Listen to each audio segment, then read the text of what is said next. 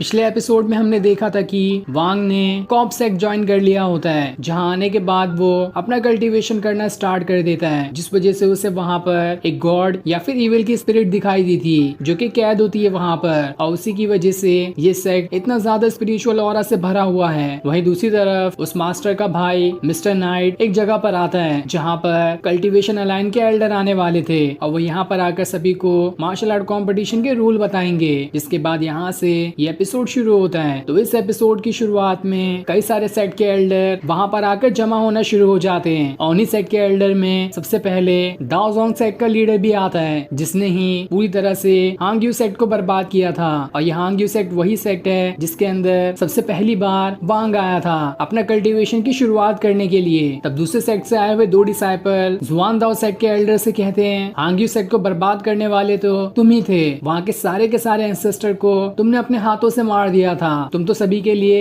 एक खतरा हो, तुम्हें तो इस मार्शल आर्ट कंपटीशन में आना भी नहीं चाहिए था। जिस पर जुआन दाओ सेट का एल्डर कहता है, उस टाइम जब मैंने उन्हें मारा था तो और लोगों की नजर भी हांग्यू सेट के ऊपर थी, लेकिन बस मैंने उनसे एक कदम आगे जाकर सारी चीजें हासिल कर ली जो वो लोग सिर्फ सोच रहे थे। साथ ही अब देखते ही देखते वहाँ पर और भी अलग अलग सेट के एल्डर आना शुरू हो जाते हैं, जिसमें टैंक का ग्रैंडपा भी होता है। तब कल्टीवेशन अलाइन का एल्डर सभी को बताता है, हर 500 साल में ये कंपटीशन होता है जिसमें वो पोर्टल खोला जाता है, और उस पोर्टल के अंदर जो भी जाता है उसे वहाँ पर काफी सारी चीजें मिलती है जो कि उसकी कल्टीवेशन पावर बढ़ाने में मदद करती है। और जो भी इस कंपटीशन को जीतता है वो जितनी चाहे उतनी इंपॉर्टेंट चीजों को ले सकता है और उसे लेकर अपने सेक्ट में भी जा सकता है। और इस मार्शल आर्ट कंपटीशन में भी जितने भी सेक्ट यहाँ पर आए होंगे उनमें से सिर्फ 2 सेक्ट को हिस्सा मिलेगा कि वो उस पोर्टल के अंदर जा सकते हैं, और जिन 2 को वो हिस्सा मिलेगा उसमें से भी वो अपने फाउंडेशन लेवल वाले डिसाइपल को ही पोर्टल के अंदर भेज सकते हैं। उससे कम लेवल वाले डिसाइपल को पोर्टल के अंदर जाना बिल्कुल भी अलाउड नहीं है। तभी वहाँ पर का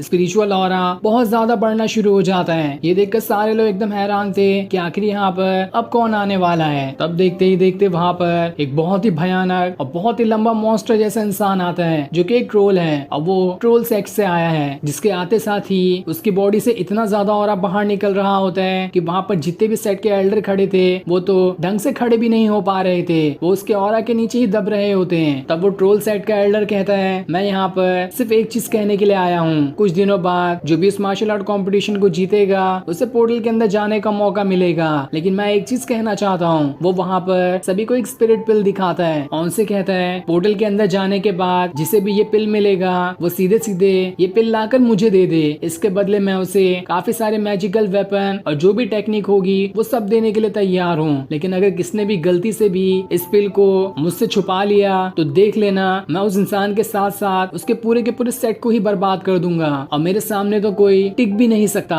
और ऐसी धमकी देने के बाद वो वहाँ से चला जाता है। तब उसके जाने के बाद कल्टीवेशन अलायंस का एल्डर वहाँ पे जितने भी एल्डर आए होते हैं सभी को मार्शल आर्ट कॉम्पिटिशन में हिस्सा लेने का टोकन दे देता है, जिसकी मदद से ही वो उस मार्शल आर्ट कॉम्पिटिशन में हिस्सा ले सकते हैं। और टोकन लेने के बाद सारे के सारे एल्डर वहाँ से चले जाते हैं, लेकिन वहाँ पर टैंक का ग्रैंडपा रह जाता है जो दूसरे सेट के एल्डर से कहता है, आप थोड़ी देर के लिए रुक जाओ, मुझे आपसे एक छोटा सा काम है। दूसरी तरफ वो एल्डर वांग के पास आता है क्योंकि उसके पूरे कमरे में धुआं फैल चुका था। वो उससे कहता है कि आपका कल्टीवेशन पूरा हो गया, अगर हो गया है तो आपको बाहर निकल कर आ जाना चाहिए। इसलिए वांग वहाँ से बाहर निकल कर आता है, जहाँ पर मिस्टर नाइट अपने सारे के सारे डिसाइपल से कह रहा होता है, हमें एक अच्छा मौका मिला है उस मार्शल आर्ट कॉम्पिटिशन में जाने का, इसलिए सारे के सारे डिसाइपल को अच्छे से अपनी प्रैक्टिस करनी होगी ताकि उस मार्शल आर्ट कंपटीशन में हम अच्छा परफॉर्मेंस दिखा सके, और उसके बाद हमारा सेट उस पोर्टल के अंदर जाने के लिए जीत जाएगा। वहीं वांग जब सारे के सारे डिसाइपल को देखता है तो उसे ये पता चलता है कि ये लोग तो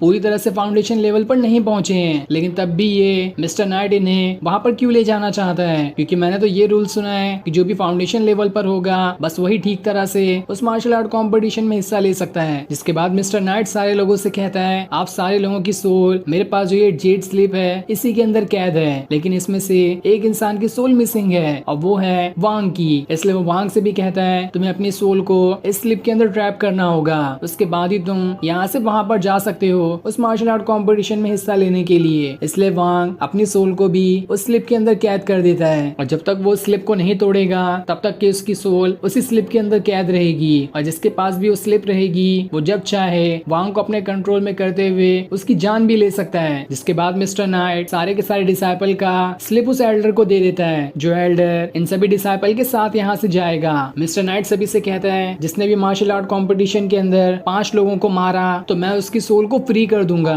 और उसके बाद वो जो चाहे वो कर सकता है। उसकी सोल दोबारा कभी भी इस स्लिप के अंदर नहीं कैद होगी। और इतना कहने के बाद वो सभी को बेस्ट ऑफ लक कहते हुए मार्शल आर्ट कंपटीशन के लिए भेज देता है। इससे सारे लोग पोर्टल के जरिए एक जंगल के अंदर आ जाते हैं। दूसरी तरफ हम टैंक के ग्रैंडपा को देखते हैं, जो एक दूसरे एल्डर के साथ खड़ा होता है और वो उस एल्डर से कह रहा होता है, मैंने बहुत छान मारा, आधी दुनिया समझो छान मार ली है, लेकिन मुझे कभी भी उस वांग का कोई पता नहीं चला। चाहे कुछ भी हो जाए, मैं उस वांग को ढूंढना चाहता हूँ। मुझे ये भी पता चला है कि आपके पास ऐसी पावर्स है कि आप किसी भी इंसान का बस 1 सेकंड के अंदर पता लगा सकते हैं कि वो दुनिया के किस कोने में है। इसलिए मैं आपकी मदद लेने के लिए आया हूँ, ताकि आप मेरी मदद करते हुए ये बता दें कि वांग आखिर कहाँ गया है। लेकिन अगर तब भी वांग का पता नहीं चलता है, फिर भी मुझे आपकी किसी दूसरे काम के लिए मदद चाहिए। तब वो एल्डर उससे कहता है, वांग का पता लगाना तो इतना आसान काम नहीं है, क्योंकि जो कर्ज तुमने उसके अंदर डाला था उसने किसी न किसी तरह से उस कर्ज को बाहर निकाल लिया है, जिस वजह से उसे ट्रैक करना बहुत मुश्किल होगा।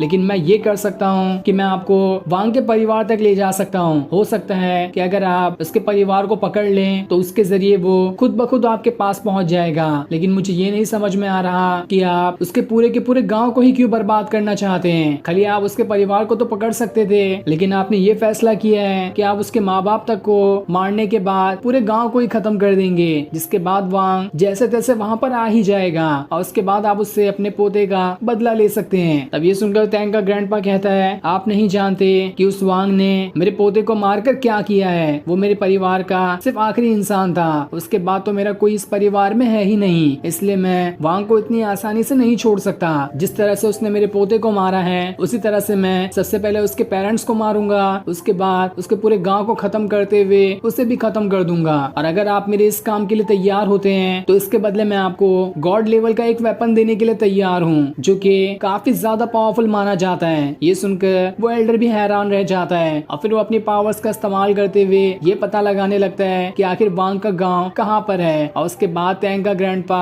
आसानी से वांग के पेरेंट्स और उसके गांव तक पहुंच सकता है। दूसरी तरफ हम वांग और सारे डिसाइपल को देखते हैं, जो सभी जंगल में आ चुके होते हैं। जहाँ आने के बाद वांग बस ये सोच रहा होता है कि कैसे भी करके मुझे इस एल्डर से वो स्लिप लेनी होगी, ताकि मैं अपनी सोल को फ्री कर सकूं। तब वो एल्डर सारे डिसाइपल से कहता है, तुम सभी का शुक्रिया जो तुमने इस मार्शल आर्ट कंपटीशन में हिस्सा लेने के लिए हामी भरी, लेकिन अब मुझे तुम लोगों की कोई जरूरत नहीं है। जिसके बाद वो सभी के सोल स्लिप को डिस्ट्रॉय करने की कोशिश कर रहा होता है, ताकि वो सारे लोगों को यहाँ पर मार सके, क्योंकि मिस्टर नाइट ने बस उसे ये ऑर्डर दिया है कि चाहे कुछ भी हो जाए उसे वांग की बॉडी को कैप्चर करना है। बाकी इसके लिए वो किसी भी डिसाइपल को चाहे तो मार सकता है। लेकिन तभी वांग चालाकी से अपनी सोल स्लिप को ले लेता है और उसे डिस्ट्रॉय कर देता है, जिस वजह से उसकी सोल अब बच चुकी थी। ये देखकर तो वो एल्डर एकदम गुस्सा हो जाता है और वांग का ही पीछा करना शुरू कर देता है। वहीं सारे के सारे डिसाइपल दोबारा से सोल बर्बाद होने की वजह से कॉफिन के अंदर जाने लगते हैं। लेकिन अब वहाँ पर वो डिसाइपल किसी अलग ही तरह के मॉन्स्टर में बदल रहे थे, जो कि काफी भयानक दिखाई दे रहे होते हैं। और वो पूरे गुस्से के साथ सबसे पहले